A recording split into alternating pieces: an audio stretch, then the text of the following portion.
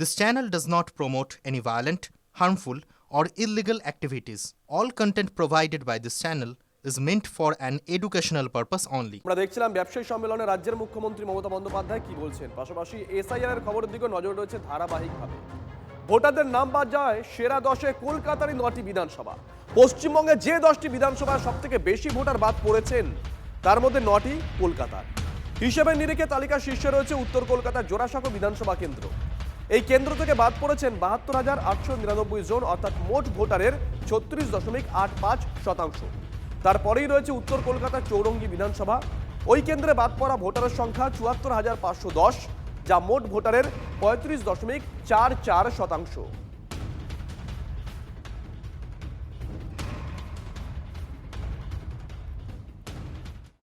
সে তো নিশ্চয়ই একটা প্রভাব পড়বেই, রাজনৈতিক প্রভাব, ভোটের প্রভাব পড়বেই। তার থেকে বড় কথা হলো এই ভোটার ভোট দিত এবং এদের ভোটে জিতে এই এমপি এমএলএরা আবির মেখে নৃত্য করত। গণতন্ত্রের স্পিরিট তো সেটা বলে না।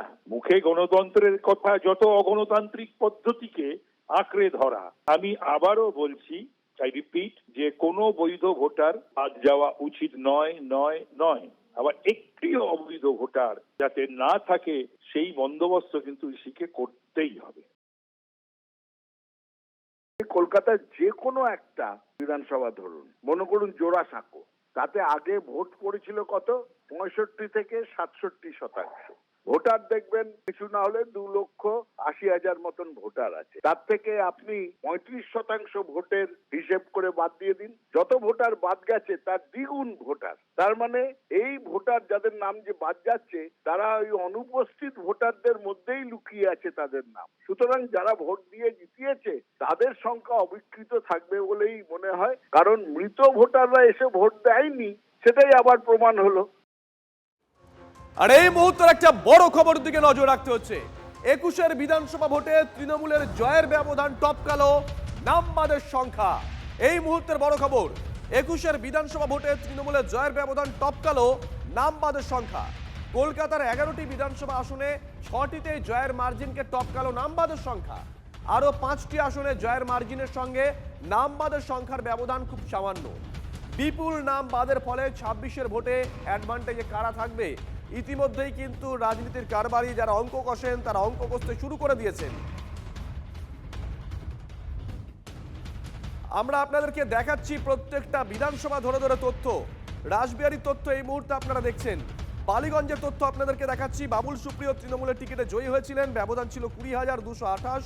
এসআইআর ম্যাপিংয়ে বাদ 65,171 জন, নো ম্যাপিং 24,617। অন্যান্য বিধানসভা, কলকাতা পোর্ট ফিরহাদ হাকিম জয়ী হয়েছিলেন, ব্যবধান ছিল 68,554। এসআইআর এ বাতিল 63,730, মানে একেবারে গায়ে গায়ে। No mapping 29,248। এই মুহূর্তের বড় খবর, কলকাতার 11টি বিধানসভা আসনের 6টিতেই জয়ের মার্জিনকে টপকালো নামবাদের সংখ্যা।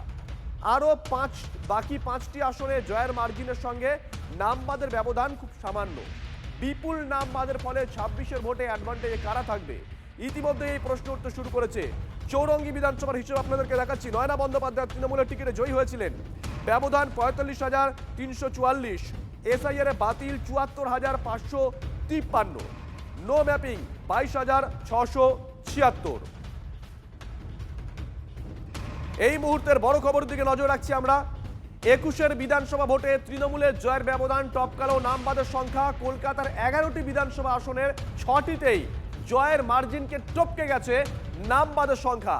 যারা রাজনীতি নিয়ে চর্চা করেন তারা কি বলছেন গোটা বিষয়টা, ইতিমধ্যেই তারা অঙ্ক কষা শুরু করে দিয়েছেন। এই মুহূর্তে বিশ্লেষক ঝন্টু বড়াইক আমাদের সঙ্গে রয়েছেন। ঝন্টুবাবু, শুভজিৎ রয়েছি, নিশ্চয়ই ইতিমধ্যে আপনারাও অঙ্ক কষে ফেলেছেন, একটু আপনার মতামত। দেখো, বড্ড কাঁচা অঙ্ক এটা, কারণ আমি বলছি তোমার 2009 একটু ব্যাক করো, যদি 2021 ধরো 2009 ব্যাক করো। এন গোপালাস্বামীর নেতৃত্বে, তখন আমি একটা অন্য ডিপার্টমেন্টে আছি, এন গোপালাস্বামী কেন্দ্রীয় নির্বাচন কমিশনার হিসেবে যুক্ত। তাকে বিরোধী নেত্রী অনেক করছেন, ভোট হচ্ছে, এই হচ্ছে। তার আগে চলে যাও 2006, কেজি রাওকে মুখ্য করে পাঠানো হলো রাজ্যে, মুখ্য রোল অবজারভারের পদ তৈরি করে পাঠানো হলো মমতা ব্যানার্জির দাবি মতন, এবং নাম কাটা গেল 3.5 বছরের মাথায় 9 লক্ষ ভুতুরে ভোটার। তারপরে আমরা দেখলাম উল্টোটা হলো, উল্টো। এবং তারও একটু এগিয়ে যাও, 2002 লাস্ট যে এসআইআরটা হয়েছিল, আইআরটা সরি, সেই সময় 28 লক্ষের কাছে পিঠে ভোটার লিস্টে নাম কাটা গিয়েছিল। 4 ফেব্রুয়ারি বেরিয়েছিল খসড়া, 69 লক্ষের নাম নেই। মমতা ব্যানার্জি 5ই ফেব্রুয়ারি প্রেস কনফারেন্স করলেন, প্রধানমন্ত্রী, রাষ্ট্রপতি, স্বরাষ্ট্রমন্ত্রী সবার কাছে চিঠি করলেন যে তাদের জোটের সাথে 2001-এ বাম জোটের ভোটের হারাজিরা তফাৎ ছিল মাত্র 36 লক্ষ, আর এখানে 69 লক্ষ ভুয়ো ভোটার কাটা গেছে, তাই বামেদের থাকার নৈতিক অধিকার নেই। এগুলো নিতান্ত কতগুলো অঙ্ক, আমরাও অঙ্ক করছি, কিন্তু তোমাকে আবারও বলছি যে ফারাকটা তৈরি দেখাচ্ছ তোমরা 2021-এ বা তৈরি হয়েছিল, সেটা একটা পরিবর্তন পরিস্থিতির সাপেক্ষ হয়েছিল। ধরো সেখানে এই ভোটের ফারাকটা তখন থাকতো না, ধরো 2021-এ ভোটের আগে আইআরটা হতো, এই নামগুলো নিশ্চয়ই থাকতো না, তাহলে কি ভোটের কোনো প্রভাব পড়তো না?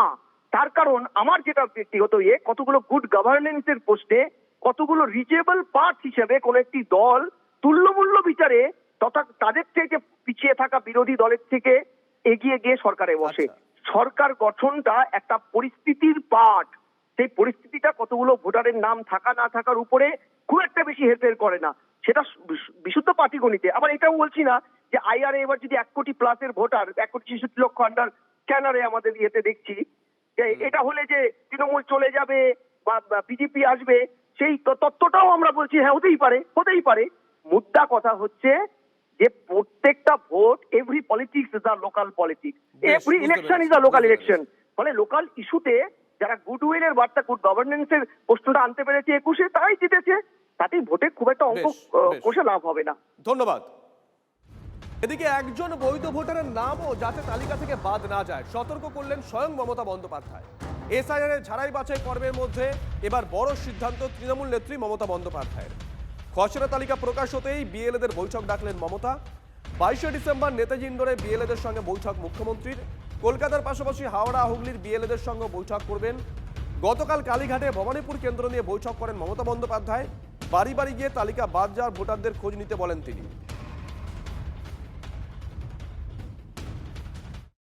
আবার ভয় দেখানো, যাদের নাম কাটা গেছে তাদেরকে ফর্ম 6, ফর্ম 7, ফর্ম 8 দিয়ে কিভাবে আবার করে ঢোকানো যায়, বিএলএ 2 এবং বিএলওদের নিয়ে কিভাবে এই 2 নম্বরই কাজটা করানো যায়।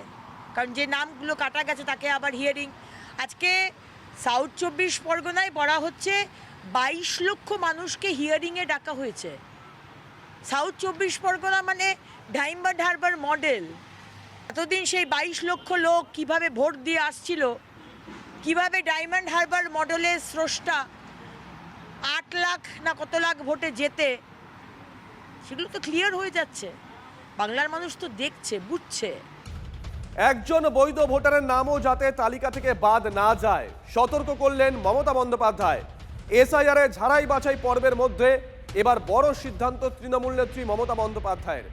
খসড়া তালিকা প্রকাশ হতেই বিএলএদের বৈঠকে ডাকলেন মমতা বন্দ্যোপাধ্যায়।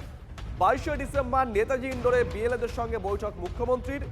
কলকাতার পাশাপাশি হাওড়া হুগলির বিএলএদের নিয়েও বৈঠক করবেন।